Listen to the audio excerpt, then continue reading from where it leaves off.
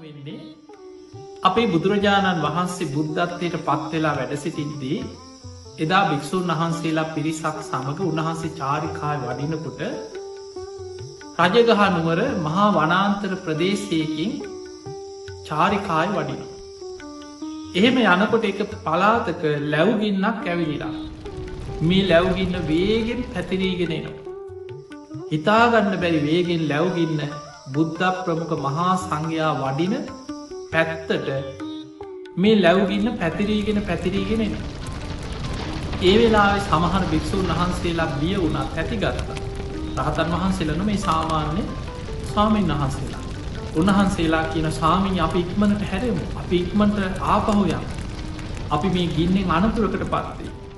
සමහරු ගින්න නිවන්න උපකරන හොයනවා. ගින්න නිවන්නේ කොහොමද කියලා කලබල වෙන. ඒ අතරි බුදුරජාණන් වහන්සේ අර ලැව්ගින්න එන පැත්තට බුදුරජාණන් වහන්සේ ඉදිරියට වැඩම කරලා එක තැනක නතර වෙලා ඒ ලැව්ගින්න දිහා බලාගෙන හිටිය. බුදුරජාණන් වහන්සේ දෙසට වේගෙන් අර සංඝයා දෙසට ආපු ලැව්ගින්න එක තැනකට ඇවිල්ලා ආපස්සට නිවීගෙන ගිය හරිම ආශ්චරය හිතාගන්න බැ. හරියට මහා රල පහරකට ගින්නක් නිවීගෙන යනවා වගේ එක තැනකට පැතිරිලාපු ගින්න එතන ඉඳං ආපස්සට නිවීගෙන ගියා. මේක දැකපු භික්‍ෂූන් වහන්සේලාට පුදුමයි. ඒ අයි හිතුව බුදුරජාණන් වහන්සේ ප්‍රාතිහාරයක් පෑව. උන්වහන්සේගේ බුද්ධ අධිෂ්ඨානයෙන් ගින්න නිව්ව කියලා. ඒ භික්‍ෂූන් වහන්සේලා බුදුරජාණන් වහන්සේ ළඟට ඇවිල්ලකින සාමීනී භාග්‍යතුන් වහන්ස හරීම ආශ්චර්යයි. හරිම අද්භූතයි. මේ වේගෙන් පැතිරිලාපු ලැව්ගින්න බුදුරජාණන් වහන්සේ දෙසට ඇවිල්ලා ආපස්සට නිවීගෙන ගිය හරි ආශ්චර්යයි.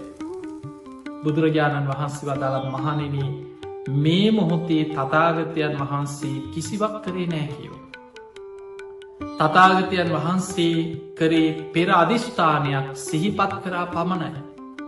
බෝසත් කාලෙ මේ භූමියේ මෙන්න මෙතන ගහක පුංචි වටකුරුළු කූඩුවක එදා බෝසතාණන් වහන්සේ වටකුරුළු පැටියෙක් හැටියට ඉපදී චාත්මයක එදත් මේ වගේ ලැව්ගින්නක් පැතිරිලා. එදා මේ පුංචි වටකුරුල්ල කරපු අධිෂ්ඨානි සිහිකරා පමණයකි.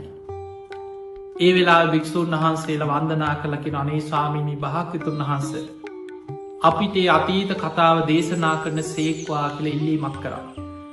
බුදුරජාණන් වහන්සේ වදාළ මහණෙනි බොහෝ පෙර ආත්මයක අපේ බෝසතාණන් වහන්සේ පාරමී පුරාගෙනන ආත්මයක මෙන්න මේ භූමියයේ එදා මහ වනාන්තරයේ වටකුරුළු කූඩු ගොඩාක් තිබිච්ච මේ වනාන්තරය. මෙන්න මෙතන එදා ගහක් තිබුණා. මේ ගහේ වටකුරුළු කූඩුවක බෝසතාණන් වහන්සේ පුංචි වටකුරුල් පැටියෙක් හැටියට ඉපදිලා හිටිය.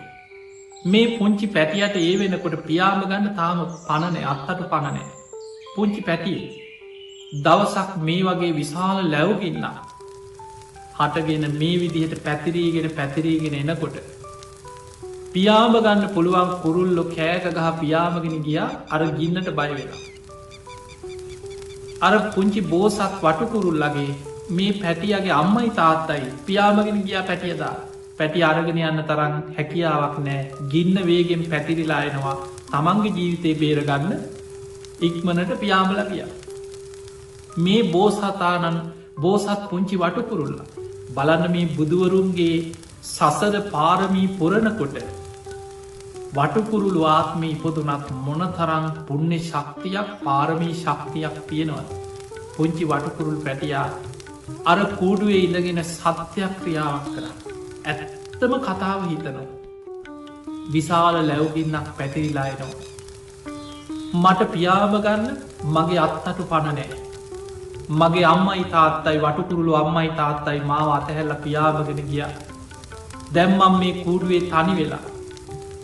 ඒ වෙලා මතක් වුණාර පාරමී බලය පෙර සසර පුරපු පාරමී ශක්තිය. අතීත යම්තාක් බුදුරු මේ විශ්වයේ පහළ වනාදේ බුද්ධ ශක්තිය. ඒ බුදුවරුන්ගේ ධර්මය ශක්තිය ශ්‍රාවකයන්ගේ ඒ ශක්තිය තුනුරුවන්ගේ ශක්තිය සිහි කරලා සත්‍යයක් ක්‍රියා කර ඒ බුද්ධ ශක්තිය මම සසරයම් ගුණයක් පාරමිතාවක් පිරුවනගේ පාරමී ශක්තියෙන් මේ ගින්න ආපසු හැරෙන් කියලා අර පුංචි බෝසත් වටකුරුල්ලා හිතුවා. ඒ වෙලාවේ අධිෂ්ඨානයක් කරා හිතටාවත් දැඩිව ඒ ගැන සිහි කරලා ගින්න දිහා බැලුව විතරයි. අර ගහදිගේ උඩට පැතිරීගෙන එන ගින්න ආපස්සට නිවීගෙන නිවීගෙන ගියා. බුදුරජාණන් වහන්සේ වදාලා මහනෙනි එදා බෝසතාණන් වහන්සේ පුංචි වටකුරුළු පැටියෙක් හැටියට මේ භූමිය ඉදන් එදා කරපු අධිෂ්ඨානය අදටත් බලවත් කියෝ. මහනෙනි මේ මොහොතේ විශාල ලැව්ගින්නක් පැතිරිලා මෙතනට එනකොට තථාගතයන් වහන්සේ අද යම් අධිෂ්ඨානයක් කරේ නෑ කියෝ. පෙර බෝසතාණන් වහන්සේ මේ භූමියේ වටකුරුල්ලෙක් හැටියට කරපු එදායේ අධිෂ්ඨානයේ සිහිකරා පමණයි. අදටත් මේ කල්පයේ පවතින තාක් ගින්නකින් මේ භූමිය විනාස වෙන්න ඇකි. ලැව්ගින්නක් පැතිරිලාවත් එතනට ඇවිල් ආපහු නිවීගෙනයන.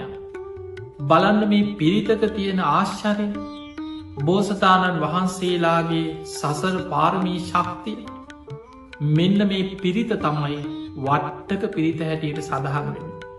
ස්වභාවික විපත් මහා ලැව්ගින්නක් ස්වභාවික විපතක් ආපස්සට සත්‍යක්‍රියා බලයෙන් නිවපු නිවීගෙන ගිය සත්‍යක්‍රියා වට්ටක පිරිත.